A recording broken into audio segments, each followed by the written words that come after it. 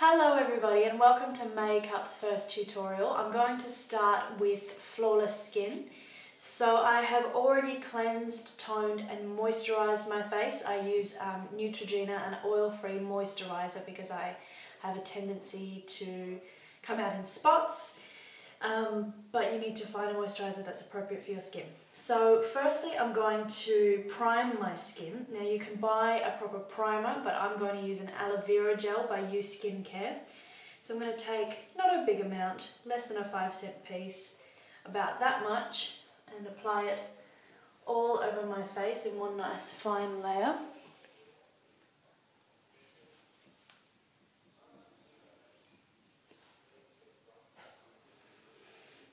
And from here on in, I'm going to work from the base up to get that flawless skin. Okay, so firstly, out of my concealer palette, I have quite pale skin, so I'm going to use a concealer that's at least 2 shades lighter than my skin tone, which is this one, Cream Velvet Concealer 1. I'm going to take a brush, flathead brush, rather small, and take a small amount of that. Now the first place I'm going to conceal, and the most important place to conceal, is under the eye area. So all the way down like a half moon. I'm going to pop that in. And you can take that down quite far depending on how far down your bags go, and make sure to blend that right into the lash line. Now what these lighter colours do is they reflect the light. So if you have darkness, like bags or circles under your eyes, the lighter colour will reflect it, make the area look bigger, and voila, no bags. Going in a half moon shape.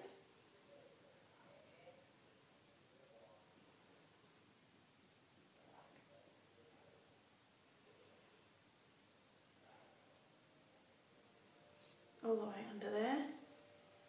Should look quite clown-like. I'm also going to go around the edges of my nose.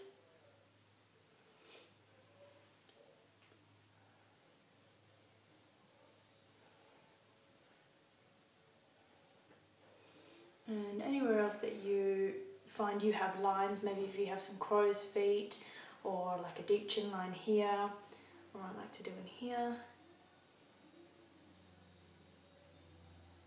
Now, if you have pimples or rosacea, any redness on your skin, you need to look at your colour wheel. So the opposite of that red colour is green, so I'm going to use green to balance it out. I have luckily provided my own pimples today to cover up for you. So I'm using a tiny, tiny amount of green on a smaller flathead brush. I'm going to cover that up on there and on there. And I don't want to leave it like that. I want to blend that in.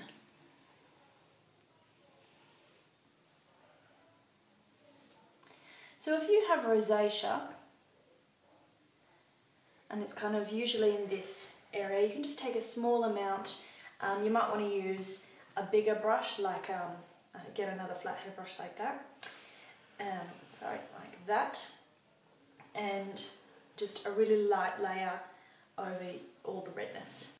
Alternatively, a lot of people find that they might look quite sallow and get a lot of yellowness in their skin. So the opposite to that in the colour wheel is this purple. I haven't used it very much, or if at all yet, obviously, but I know usually, particularly around menopause, you can start getting that yellowness in your face, so a little bit of purple concealer is perfect for that. Also, again, opposite, if you're covering up a bruise or a hickey, you'd want to use a yellow colour to take away the purple tones. So that's all I need to do in terms of concealing. Once I pop my foundation over, I'll be able to see if there's anything else that's kind of outstanding. So I'm using a Karaja Photo Finish because it's a nice mid-range coverage. It's not too heavy but because we're going for a really flawless finish, it's not the lightest one I have either.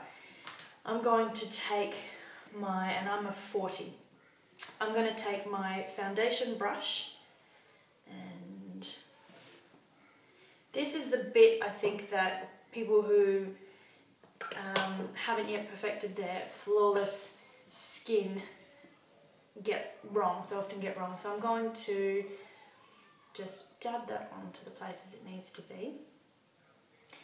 And the most important element here is to bring it up and really blend it into the hairline.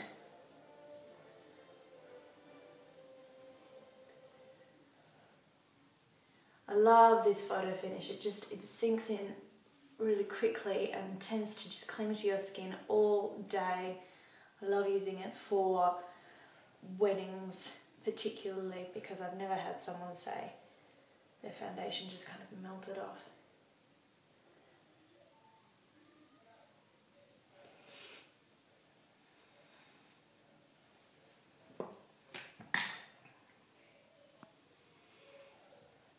I never seem to put enough on my brush in the first place, but then again I prefer to build it up rather than to have too much and look cakey. So along the hairline, and it should go down the jaw. Now, I can't stress enough how important it is, like not relative to world peace, but relative to flawless skin, how important it is to buy the right foundation for you. It should, you know you found the right foundation when it looks like you're really not wearing any and you can't see a line in between neck and face. So that needs to go all the way down. And if your ears are going to be exposed, pop a bit of foundation on your ears too. I don't want to see any line. Usually we don't go over the eyes because we wear enough eyeshadow to sustain that, and it can kind of crease and get a bit greasy throughout the day if you wear foundation on your eyelids.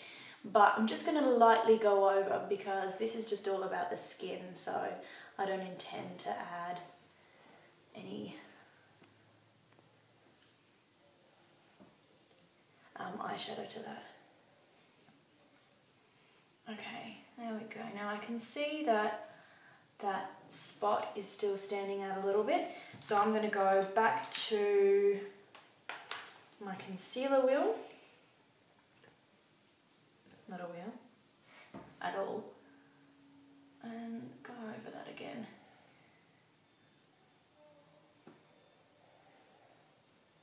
If you use the same colour concealer as your foundation, it can just start to build up and look darker and cakey. So do use something that's a bit lighter, and really don't just put it on the spot. You need to blend around the edges.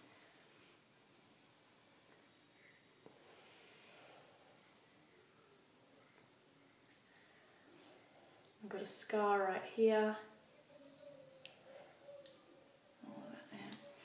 So that's looking pretty nice so far. What I want to do next is take my powder. Now this is my Unicake palette from Karaja. I am a number 5. This Unicake palette in itself gives a beautiful coverage. So if you're really looking for perfect skin, I just love this because it's like an extra layer in itself. If you don't need a lot of foundation, you can add a little bit of water to your, maybe wet your brush and use the Unicake, and it gives a coverage in itself. So I'm going to really soak that up with my nice big powder brush. I'm going to powder all over. Just sweep it across the eyes to give that nice matte look.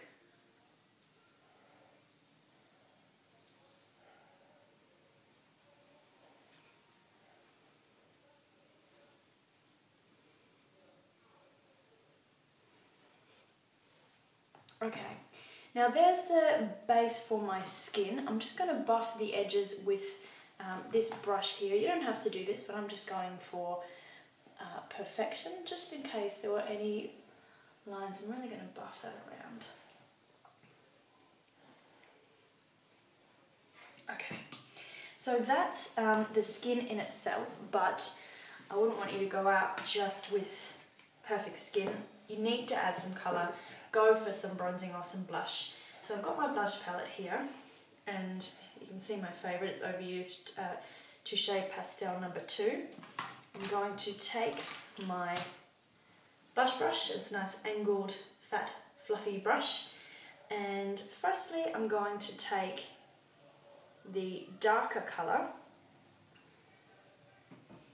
and find the line of your cheekbones, and I'm just going to work that into the back of the cheeks.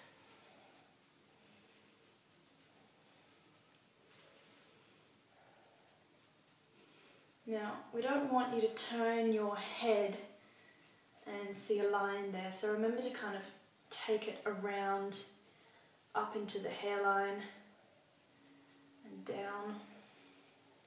Just really want to blend that until it's just bringing out my cheekbones.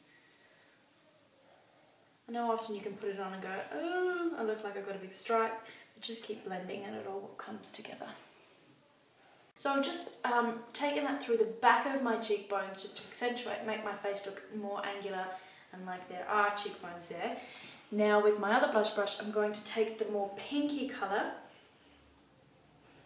and use this on the apples of my cheeks, so you can smile to see where that roundness is.